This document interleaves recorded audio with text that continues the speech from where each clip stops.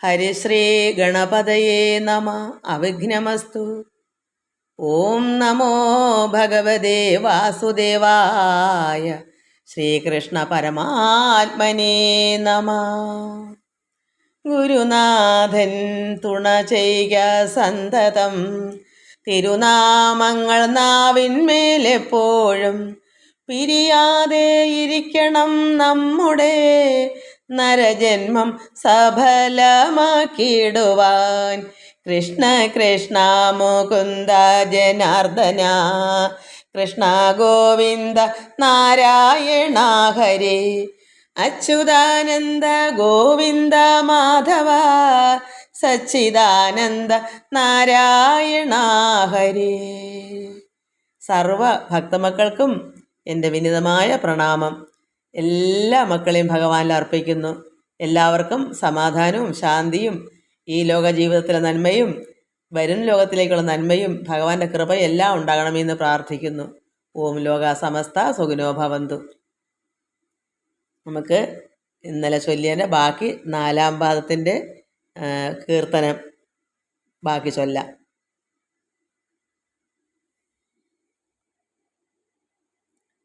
നാരായണായ നമ, നാരായണായ നമ, നാരായണായ നമ, ഹരിശങ്കരായ നമ. നാരായണ സകല സന്താപനാശന, ജഗന്നാഥ വിഷ്ണു ഹരി നാരായണായ നമ. കൊണ്ടാടുവോർക്കും ഇതു കേൾക്കുന്നവർക്കും ഉടനുണ്ടായി വരും ഗതി പരീക്ഷിത്തിനെന്ന വിധം. പണ്ടേ മഹാമുനി ചമച്ചു പുരാണം, അതുകൊണ്ടെന്നതോർക്ക ഹരി നാരായണായ നമ. നാരായണായ നമ, നാരായണായ നമ, നാരായണായ നമ, ഹരിശങ്കരായ നമ. നാരായണ സകല സന്താപനാശന, ജഗന്നാഥ വിഷ്ണു ഹരി നാരായണായ നമ. കോർത്തോരു സൂക്തി മണി പോലുള്ള ഭാഗവതം, ഓർത്താൽ ഇതിന്നു സമം ഇല്ലൊന്നുമെന്നറിക. തീർത്ഥങ്ങൾ കൊണ്ട് ഒഴിയാതുള്ള പാപം അതു തീർത്തിടുമെന്നറിക നാരായണായ നമ. കൗതൂഹലം മനസ്സി മറ്റൊന്നിലിത്ര നഹി, വേദാന്തസാരം അതു കേൾപ്പുണ്ടു ഭാഗവതം. വേദം വ്യസിച്ച മുനി മോദം വരാഞ്ഞു പുനരേതച്ചകാരകില നാരായണായ നമ.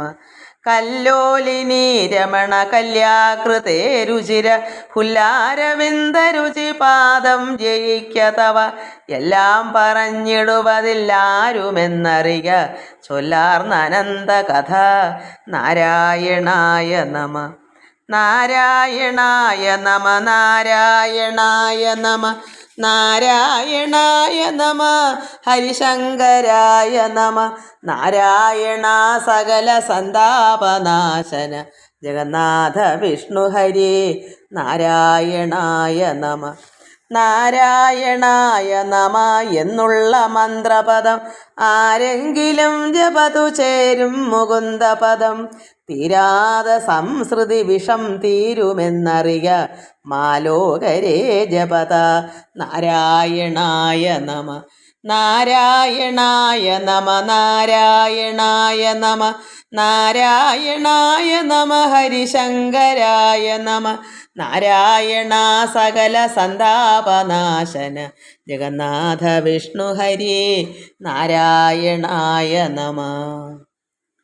നമ്മൾ ഇന്ന് കൊണ്ടാട് ഓർക്കും ഇത് കേൾക്കുന്നവർക്കും ഉടനുണ്ടായവരും ഗതി പരീക്ഷത്തിനെന്ന വിധം. അതുപോലെ എല്ലാവർക്കും ഇത് കേട്ടാൽ ഉണ്ടാകുമെന്നാണ് ഇത് പറയുന്നത്. ശ്രീ പരീക്ഷത്ത് ശ്രവണം ചെയ്ത്, അതായത് മഹാമുനി കൊടുത്ത കാര്യങ്ങളെല്ലാം കേട്ട് കേട്ട് കേട്ട് വന്നപ്പോൾ ചെയ്ത് സായുജ്യം അടഞ്ഞ ഈ ഭാഗവൽ കഥകൾ, ഭഗവാന്റെ കഥകളാണല്ലോ ഭഗവത് കഥകൾ. അപ്പോൾ പരീക്ഷിത മഹാരാജാവ് ഇത് മൊത്തവും കേട്ട് ശ്രീശുക മഹാമുനി കൊടുത്ത ഈ കഥകൾ കേട്ട് കേട്ട് സായുജ്യമടഞ്ഞ ഈ ഭഗവത് കഥകൾ പറയുന്നവർക്കും കേൾക്കുന്നവർക്കും നമ്മളെപ്പോഴായാലും ഇപ്പോഴും എപ്പോഴും ഈ കഥ ഇതുപോലെ നമ്മൾ പറയുന്നവർക്കും അത് കേൾക്കുന്നവർക്കും സൽഗതി ഉണ്ടാകും. അതിനുവേണ്ടിയാണ് മഹാമുനിയായ വ്യാസൻ ഭാഗവത പുരാണം നിർമ്മിച്ചതെന്ന് നമ്മൾ ഓർമ്മിക്കുക എന്നാണ്. നമ്മളത് ഓർക്കണം. ഇതെന്താ, നമുക്ക് വേണ്ടിയാണത് ചെയ്തു വച്ചേക്കുന്നത്. നമുക്ക് ഈശ്വരങ്ങളിൽ ചേരാനും ആനന്ദം അനുഭവിക്കാനും വിഷമങ്ങളെല്ലാം മാറും. ദുഃഖം എത്രമാത്രം വേദനയുള്ള ശരീരം മൊത്തം വേദനയാണ്, അസുഖം കൊണ്ടും എല്ലാം കൊണ്ടും. എന്നാലും ആ ഭഗവാന്റെ കഥ കേൾക്കുമ്പോൾ ആനന്ദം കൊണ്ട് നിറയുമ്പോൾ ഈ വേദന പമ്പ കിടക്കും. അതാണ് ഭഗവാന്റെ കഥ കേട്ടാൽ മുഴുക്കുകയില്ല, എന്ത് ദുരിതവും മാറിപ്പോകും. അപ്പോൾ എന്താ ഇവിടെ പരീക്ഷിത് മഹാരാജൻ എങ്ങനെയാണ് സായുജ്യം അടഞ്ഞത്? ഇത് മഹാമുനി പറയുന്നത് കേട്ട് ഭഗവാന്റെ ചരിത്രങ്ങൾ കേട്ടാണ് അങ്ങനെ സംഭവിച്ചത്. അതുകൊണ്ട് അതുപോലെ നമ്മളും ഇങ്ങനെ ഇത് കേൾക്കും തോറും ഇത് മറ്റവർക്ക് കൊടുക്കും തോറും സൽഗതി ഉണ്ടാകും. അതിനു വേണ്ടിയാണ് മഹാമുനിയായ ശ്രീ വേദവ്യാസ ഭഗവാൻ ഭാഗവത പുരാണം നിർമ്മിച്ചതെന്ന് നമ്മൾ ഓർമ്മിക്കുക എന്നാണ് ഇത് പറഞ്ഞേക്കുന്നത്. അപ്പോൾ എന്താ നമ്മൾ ഓർക്കണ്ടേ? അടുത്തത് കോർത്തോരു സൂക്തി മണിപോലുള്ള ഭാഗവതം. അതായത് ഭാഗവത പുരാണം സുഭാഷിതങ്ങളായ മുത്തുകൾ കോർത്തിണക്കിയതാണ്. അത്രമാത്രം സുഭാഷിതം. എന്താ സുഭാഷിതം? നല്ല ഭാഷ. ഇതിനപ്പുറത്തേക്ക് ഒരു ഭാഷിതവും കേൾക്കല്ല. ക്രിസ്ത്യൻസ് പറയും സുവിശേഷം എന്ന് പറയും. സുവിശേഷം, നല്ല ഭഗവാന്റെ വിശേഷമാണ് പറയുന്നത്. അതുപോലെ ഇവിടെ സുഭാഷിതം എന്ന് പറയണം. നമ്മളിതിനകത്ത് സുഭാഷിതം എന്ന് പറയുന്നു. ഇത് എല്ലാം ഒന്ന് തന്നെ. എന്താ, ഭഗവാന്റെ കഥകളാണല്ലോ. സുവിശേഷമായാലും സുഭാഷിതമായാലും. നമ്മൾ രാവിലെ സുഭാഷിതം കേൾക്കുന്ന എന്താ, നല്ല കീർത്തനങ്ങൾ കേൾക്കത്തില്ലേ? അതുപോലെ ഇതെല്ലാം മുത്തുകൾ കോർത്തിണക്കിയതാണ്. ഈ ഓരോ വചനങ്ങളും ഭഗവാന്റെ ഈ കീർത്തനങ്ങളും എല്ലാം, ഈ വചനങ്ങൾ എല്ലാം മുത്തുകൾ കോർത്ത് ഇണക്കിയതാണ്. ഇതിന് തുല്യമായി വേറൊന്നും തന്നെ ഇല്ല. പുണ്യതീർത്ഥങ്ങൾ കൊണ്ട് നശിക്കാത്ത പാപത്തെ, നമ്മൾ എവിടെ പോയി പുണ്യനദിയിൽ കുളിച്ചാലോ ഏതെല്ലാം അമ്പലങ്ങളിലോ ക്ഷേത്രങ്ങളിലോ ദർശനം നടത്തിയാലോ ഒന്നും തീരാത്ത, അതായത് പുണ്യതീർത്ഥങ്ങൾ കൊണ്ട് നശിക്കാത്ത പാപത്തെ ഭാഗവതം നശിപ്പിക്കും. അതാണ് ഇവിടെ കലിയുഗത്തിൽ ഭഗവാന്റെ കീർത്തനങ്ങൾ കൊണ്ടാണ് വിഷം നശിക്കുക. വിഷം എന്ന് പറഞ്ഞാൽ എന്താണ്? പാപം. ഈ ഒരു പുരാണ കഥകൾ കേൾക്കുകയും അത് നമ്മൾ ചൊല്ലുകയും അത് മറ്റുള്ളവരെ കേൾപ്പിക്കുകയും അത് മറ്റുള്ളവർക്ക് കൊടുക്കുക. അതുകൊണ്ടല്ലേ മക്കളെ എനിക്ക് ഉള്ളതിനെ പങ്കുവെച്ചവർക്കും കൊടുക്കുന്നേ.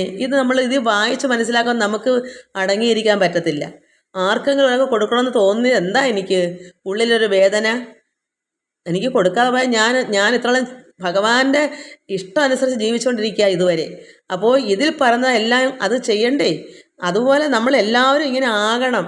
ഉള്ളതിനെ മറ്റുള്ളവർക്ക് കൊടുക്കണം. മക്കൾക്കോ ഇഷ്ടമുള്ളവർക്ക് ആർക്കും കൊടുക്കാം. താല്പര്യമുള്ളവർക്ക് കൊടുത്തല്ലേ പറ്റൂ. താല്പര്യം ഇല്ലാത്തവർക്ക് കൊടുക്കണ്ട. നമ്മൾ പല പ്രാവശ്യം പറയുമ്പം താല്പര്യം ഉണ്ടാകും.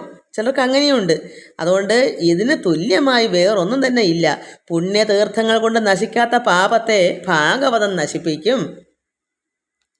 അടുത്തത് കൗതൂഹലം മനസ്സിൽ. അതായത് മനസ്സിൽ ഭാഗവത ശ്രവണം ആകുന്നിടത്തോളം ആനന്ദം. എത്രമാത്രം ഭഗവാന്റെ ഈ കഥകളുടെ ശ്രവണം നമ്മൾ കേൾക്കും തോറും എനിക്കിത് കേൾക്കുന്നതിനേക്കാളും അതിനേക്കാളുമാണ് ഇവിടെ ഞാനിത് വായിക്കുമ്പോഴും. ഇപ്പോഴും ഞാനിത് വായിക്കുമ്പോൾ എനിക്കത് പുതുമയാണ്. എന്തൊരു പുതുമയാണെന്നറിയാമോ?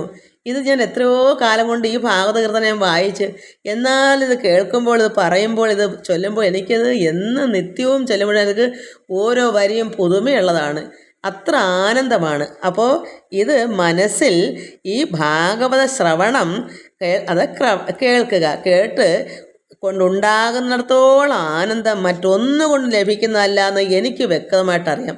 ഈ ഭാഗവതത്തിൽ കിടക്കുന്ന സത്യം തന്നെയാണ് ഞാൻ അനുഭവമാണ്.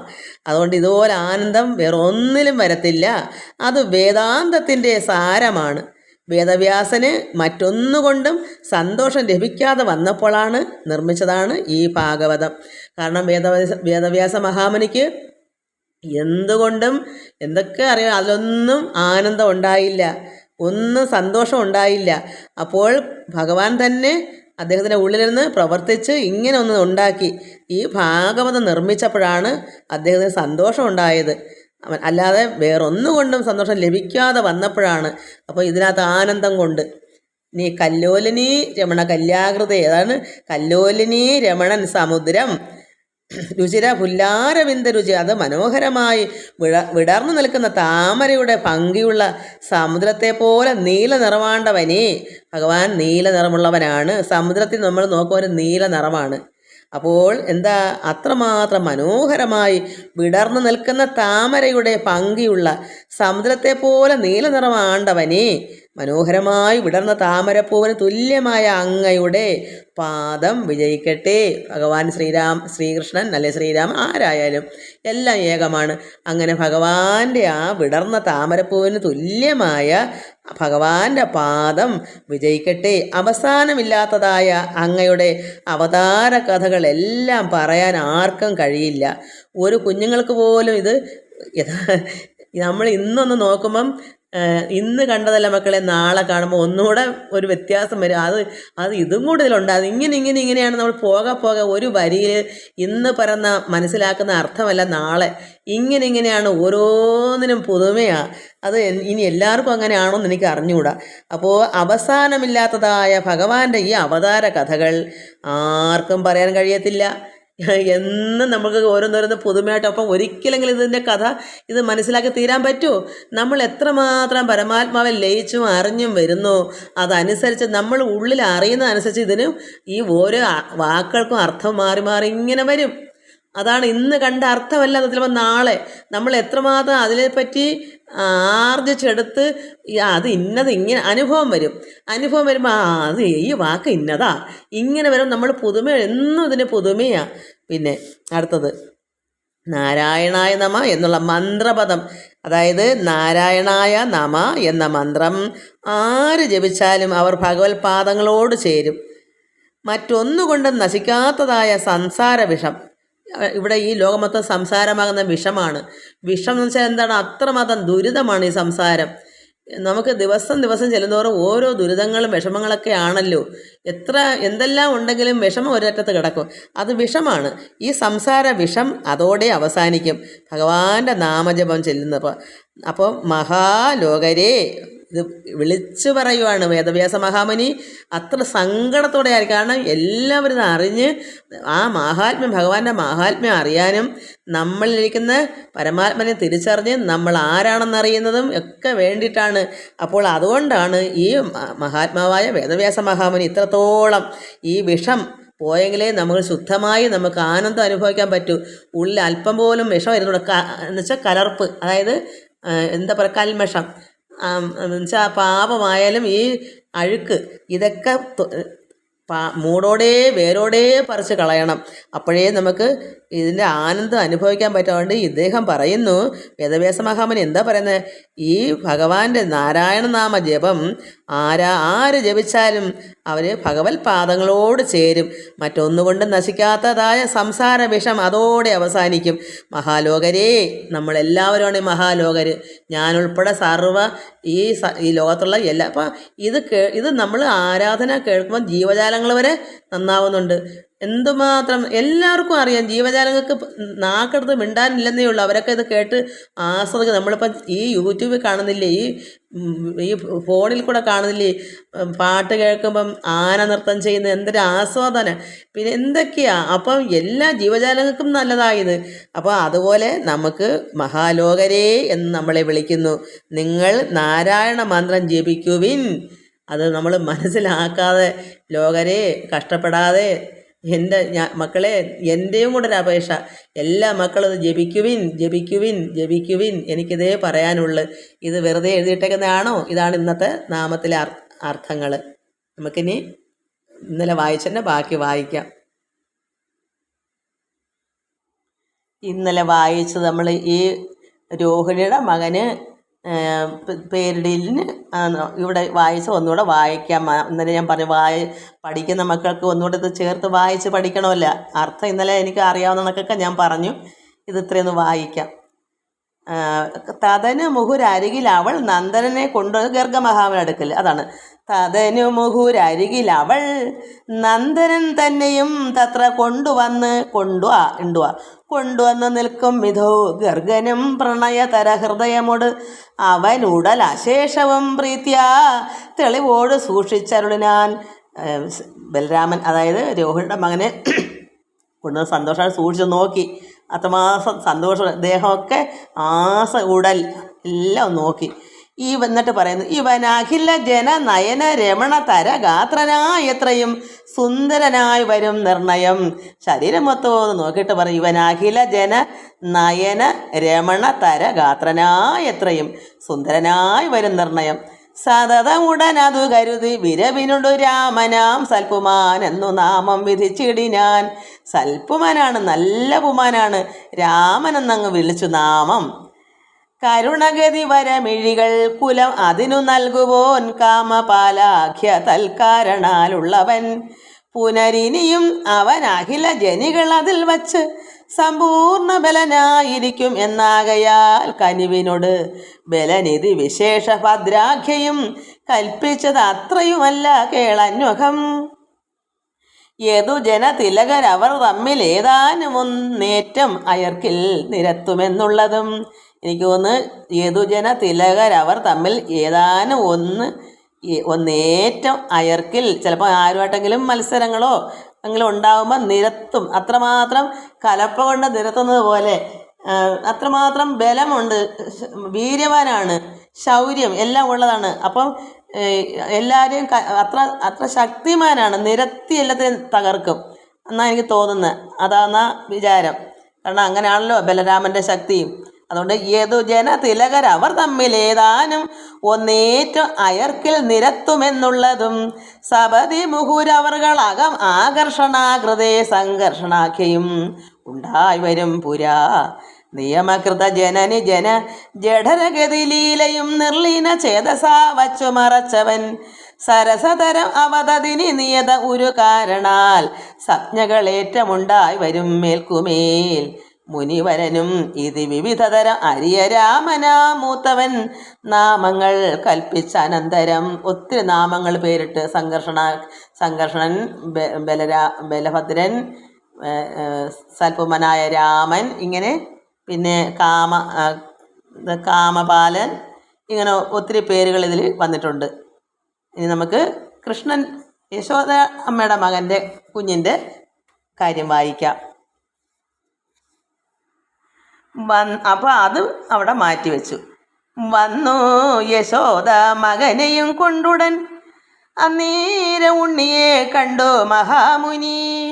കണ്ണിണ കൊണ്ടു മുകർന്നു തൻ മാനസ കർണിക മധ്യേ കരുതി ഉറച്ചുടൻ.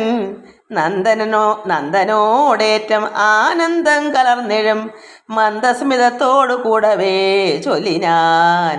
അത്രമാത്രം സന്തോഷം, കണ്ണിണ കൊണ്ട് മുകർന്നു തൻ മാനസകർണികാ മധ്യേ കരുതി ഉറച്ചുടൻ. നന്ദനോടേറ്റം ആനന്ദം കലർന്ന് മന്ദസ്മിതത്തോടു കൂടവേ പറയുന്നു.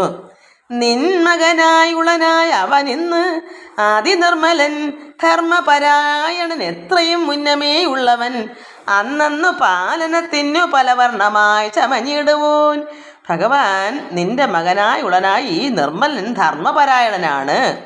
ധർമ്മത്തിന് അത്രമാത്രമാണ് വില കൽപ്പിക്കുന്നത്. എല്ലാവർക്കും ധർമ്മപരായണനായി എത്രയും മുന്നമേ ഉള്ളവനാണ്.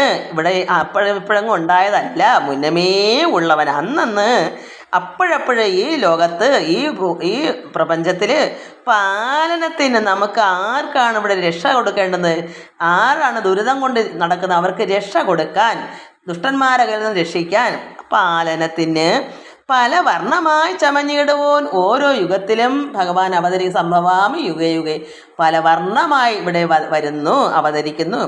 ചെമ്മേ കൃതയുഗത്തിങ്കൽ വിശദമായി നിർമ്മലൻ ത്രേതായുഗേ കുങ്കുമാഭയ. ത്രേതായുഗത്തിൽ പല പല വർണ്ണങ്ങളാണ് അതവിടെ പറഞ്ഞത്. ത്രേതായുഗേ കുങ്കുമാഭയ, കുങ്കുമത്തിൻ്റെ ശോഭയോടുകൂടി സമ്മോദം ഓടാതെ ശ്യാമളാകാരമായി. ശ്യാമളാകാരമാണ് കൃഷ്ണൻ. അപ്പോൾ കൃഷ്ണൻ്റെ എങ്ങനെയാ ഉന്മേഷം ഉൾക്കലർന്ന് ഈ ദ്വാപരത്തിലും. അപ്പോൾ അത്രമാത്രം ഈ ദ്വാപരത്തിൽ, ഇത് കലിയാണ്, ദ്വാപരത്തിലാണ് ഭഗവാൻ കൃഷ്ണൻ ശ്യാമളാകാരമായിട്ട് വന്നത്. ഉന്മേഷം ഉൾക്കലർന്ന് ഈ ദ്വാപരത്തിലും നിന്നാനുടനൊരു കൃഷ്ണനായും. അങ്ങനെയാണ് കൃഷ്ണനായ കറുത്ത വർണ്ണം, ശ്യാമള നിറം. കൃഷ്ണനായി കലി തന്നിൽ അവയറിഞ്ഞ് ഇന്നു നാമത്തെയും കൃഷ്ണനെന്നിങ്ങനെ ഞാൻ വിധിച്ചേനൊരു തൃഷ്ണയാ പണ്ട്. അങ്ങനെ അതുകൊണ്ടാണ് ഇവിടെ ഭഗവാന് കൃഷ്ണൻ എന്ന് വിധിച്ചു, നാമമിട്ടു. ഉന്മേഷം ഉൾക്കലർന്നീ ദ്വാപരത്തിലും നിന്നനുടനൊരു കൃഷ്ണനായും കലി തന്നിൽ അവ അറിഞ്ഞ് ഇന്ന് നാമത്തെ, കൃഷ്ണൻ്റെ നാമം കൃഷ്ണൻ എന്നിങ്ങനെ ഞാനിങ്ങനെ വിധിച്ചു കഴിഞ്ഞു. ഗർഗമഹാമുനി പറഞ്ഞ് ഈ കുഞ്ഞിന് ഞാൻ കൃഷ്ണൻ എന്നിട്ടു പേര്, ശ്യാമളവർണ്ണനായിട്ട്. വിധിച്ചേനൊരു തൃഷ്ണയാ പണ്ട് വസുദേവൻ തന്നെ പുത്രനായി വന്നുടനായാനൊരിക്കലങ്ങത്ര തൽക്കാരണം കൊണ്ട് അഴകാർന്നെഴും വാസുദേവാഖ്യയും കൂടെ ഉണ്ടായി വരും. പണ്ട് ഇങ്ങനെ വസുദേവൻ തന്നെ പുത്രനായി വന്നുടനായാൻ ഒരിക്കൽ, അത് ഇദ്ദേഹം അത്രയ്ക്ക് പറഞ്ഞു. അതുകൊണ്ട് തൽക്കാരണം, അങ്ങനെയുള്ള കാരണം കൊണ്ട് അഴകാർന്നെഴും വാസുദേവാഖ്യ, വാസുദേവൻ എന്നു പേര് വന്നു. വസുദേവൻ്റെ മകനാണ് വാസുദേവൻ. അങ്ങനെ വാസുദേവാഖ്യയും കൂടെ ഉണ്ടായി വരും. വാസവാദ്യ അഖില സമ്മതമായടോ, അതായത് ഇന്ദ്രൻ തുടങ്ങിയ ദേവന്മാർക്ക് സമ്മതമായ, അതാണ് ഇന്ദ്രൻ തുടങ്ങിയ ദേവന്മാർക്കെല്ലാം സമ്മതമായടോ വാസവാദ്യാഖ്യയും വാസുദേവാഖ്യയും കൂടെ ഉണ്ടായി വരും. കൃഷ്ണൻ എന്നുള്ള പേരിൻ്റെ കൂടെ വാസുദേവൻ എന്ന്, പക്ഷെ പിതാവിൻ്റെ ഒരു വസുദേവൻ എന്നാണ്, വാന്നില്ല. അപ്പോൾ വസുദേവൻ്റെ ഇതായതുകൊണ്ട് വാസുദേവാഖ്യയും കൂടെ ഉണ്ടായി വരും. വാസവാദ്യ അഖില സമ്മതമായടോ, ഇത് ഇന്ദ്രൻ തുടങ്ങിയ ദേവന്മാർക്കെല്ലാം ഇഷ്ടമാണ്. മേലിൽ അത് മാനുഷത്വം ഭവിക്കും, ഭാവിയിൽ അതിമാനുഷത്വം ഭവിക്കും. വെറും മാനുഷത്വമല്ല, അതിമാനുഷത്വം ഭവിക്കും ഈ ബാലൻ. അതുകൊണ്ട് അനേക നാമങ്ങളും കാലേ തരന്തരമുണ്ടായി വരും. പരിപാലന തൽപരനാകുന്നതും ഇവന് ഇനി അതിമാനുഷത്വം, കാരണം വലിയ വലിയ കാര്യങ്ങളൊക്കെ മനുഷ്യൻ ചെയ്യുന്നതിനേക്കാളും അതിമാനുഷത്വം ഭവിക്കുന്നതുകൊണ്ട് ഭഗവാൻ അത്ഭുതങ്ങളെല്ലാം അവിടെ കാട്ടും. അതുകൊണ്ടാണ് അതിമാനുഷത്വം എന്ന് പറയുന്നത്. അതുകൊണ്ട് ബാലൻ, ഈ കുട്ടിയാണല്ലോ, ഇപ്പം 3 4 എത്ര മാസമല്ലേ ആയിട്ടുള്ളൂ. അതുകൊണ്ട് ഈ ബാലൻ, അതുകൊണ്ട് അനേക നാമങ്ങൾ ഇനി ഉണ്ടായി വരും. കാലേ, ഇനിയും ഉണ്ടാകും. മേലിൽ തരം ഉണ്ടായി വരും. തരം എന്ന് വെച്ചാൽ എന്താ ചെയ്യുന്ന അതനുസരിച്ചുള്ള ഓരോരോ പേരുകൾ ഭഗവാൻ ഈ കുഞ്ഞിന് വീഴും. അതുകൊണ്ട് ഈ ബാലൻ അതുകൊണ്ട് അനേക നാമങ്ങളും കാലേ തരം ഉണ്ടായി വരും. പരിപാലന തൽപരനാകുന്നതും ഇവൻ എല്ലാവരെയും പരിപാലിക്കാൻ തൽപരനാണ്. ഞാൻ അറിഞ്ഞേൻ അത് ദിവ്യബോധേന. ഞാനിതെങ്ങനെയാണ് അറിഞ്ഞേ? എൻ്റെ ദിവ്യദൃഷ്ടി കൊണ്ടാണ്, ദിവ്യബോധേനയാണ്. ഗർഗമഹാമുനി ഇതറിഞ്ഞതല്ല, ആരും പറഞ്ഞതല്ല, എൻ്റെ ദിവ്യബോധം കൊണ്ട് ഞാൻ അറിഞ്ഞേൻ ഇതിങ്ങനെയാണ്. ഈ കുട്ടി എല്ലാവർക്കും പരിപാലിക്കും, അതിന് തൽപരനാണ്. ഈ ബാലൻ അതിമാനുഷത്വം ഭവിക്കുന്നവനാണ്. അതുകൊണ്ട് ഞാനിതെങ്ങനെ അറിഞ്ഞു? ഞാൻ അറിഞ്ഞേൻ അത് ദിവ്യബോധേന ദൃഷ്ടി ജ്ഞാനദൃഷ്ടി കൊണ്ട് മറ്ററിയാവതല്ലേ ഇതും. അതുകൊണ്ട് ഇത് എൻ്റെ ജ്ഞാനദൃഷ്ടി കൊണ്ട് ഞാൻ അറിഞ്ഞു, മറ്ററിയാവതല്ലേതും ഇത്രയൊക്കെ അറിഞ്ഞു, മറ്റൊന്നും ഞാൻ അറിഞ്ഞില്ല. മുന്നം വഴിയെ പരിപാലനത്തിന് മന്നിടത്തിങ്കലൊരുത്തനില്ലാകയാൽ. അതുകൊണ്ട് അറിഞ്ഞാലും ഇപ്പോഴൊന്നും വെട്ടാൻ പൊട്ടിക്കത്തില്ലല്ലോ. അതുകൊണ്ട് ഗർഗമഹാമുനിക്ക് അറിവുണ്ടെങ്കിൽ ഇത്രയൊക്കെ പറഞ്ഞുള്ളൂ. ജ്ഞാനദൃശ ഇവൻ അത്ര അതിമാനുഷനായിട്ട് വരും, മറ്ററിയാവതല്ലേതും. ഭഗവാന്റെ കാര്യം അല്ലെ തന്നെ ആരെ കൊണ്ടൊക്കെ പറഞ്ഞറിയിക്കാൻ. അതുകൊണ്ട് ഇത്രയൊക്കെ ഞാൻ അറിഞ്ഞത് പറഞ്ഞു. അതാണ് ഈ മഹാമുനി പറയുന്നത്. അതുകൊണ്ട് മുന്നം വഴിയെ പരിപാലനത്തിന് മന്നിടത്തിങ്കൽ ഒരുത്തനില്ലാകയാൽ, ഇത് വഴിയേ ഈ ലോകത്ത് ഇങ്ങനെ വഴിയേ നമുക്കെല്ലാം പരിപാലിക്കാൻ, ജനങ്ങളെ ഇങ്ങനെ പരിപാലിക്കാൻ ഈ മന്നിടത്തിൽ, ഈ ഭൂമിയിൽ ഒരുത്തരും ഇല്ലാകയാൽ നിർമര്യാദകന്മാർ മുഴുത്തേറ്റവും. അതുകൊണ്ട് ഈ ലോകത്തിൽ മര്യാദ കെട്ടവർ മുഴുത്ത് കഴിഞ്ഞു. അനേകം മര്യാദ കെട്ടവർ, നിർമര്യാദകന്മാർ, അതായത് മര്യാദ ഇല്ലാത്തവരായി ഈ പ്രപഞ്ചം, ഇവിടെ ലോകം മൊത്തവും അങ്ങനെ മുഴുത്ത് എല്ലായിടവും അങ്ങ് കൂടി അഹങ്കാരികൾ. അതുകൊണ്ട് കർമ്മങ്ങൾ മറഞ്ഞത് കണ്ടിവൻ. അതുകൊണ്ട് ഇവിടെ എന്ത് മറഞ്ഞു? അഹങ്കാരികൾ, മര്യാദ ഇല്ലാത്തവർ കൊണ്ട് നിറഞ്ഞു ഈ ലോകം മൊത്തവും. അതുകൊണ്ട് ധർമ്മകർമ്മങ്ങളെല്ലാം മറഞ്ഞുപോയി, ഇല്ലാതെ പോയി. അത് കണ്ടിവൻ. ആര്? ഈ കുഞ്ഞ്.